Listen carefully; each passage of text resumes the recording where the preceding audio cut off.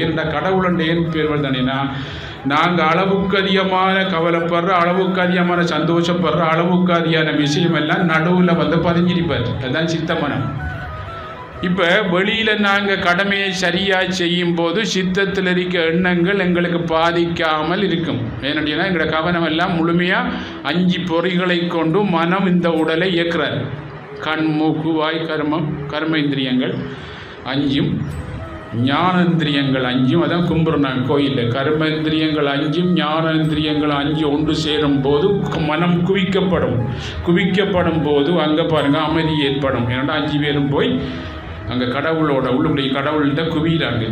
அதுதான் குவிக்கிற கடவுள் கோயிலுக்குள்ள கும்பிட்றோம் 5. அப்போ கர்மேந்திரியங்கள் வெளியில் போகிற கர்மேந்திரியங்களும் பாருங்கள் ஞானேந்திரியங்களோட 2.5 கலக்கும் போது ஜீவ பிரம்மக்கிய நிலை அப்படி ஏற்படுது.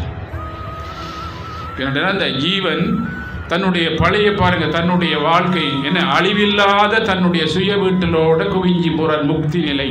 தன்னுடைய எல்லா கடமையை முடிச்சுட்டு எந்த அரியசும் இல்லாமல் போய் தன்னுடைய தாய் வீடாகிய ஆன்மா குரு, அதான் குரு அருளால் திருவருள். குரு ஆன்மா உள்ளுக்குள்ளவர் குரு, அவர் வெளியில் வாரார். அதான் ஆதிசங்கர் சொல்லி ஏன்னா எங்களுக்கு தெரியும் உள்ளுக்குள்ள இருக்கால் குரு. ஏன்னா நாங்கள் வெளியே கிடக்க வைப்பேன் பாவ கர்ம நிலைக்குள்ளே மாட்டுப்பட்டு கிடக்க அவர் சொல்கிறத திங்க் பண்ணுறோம்.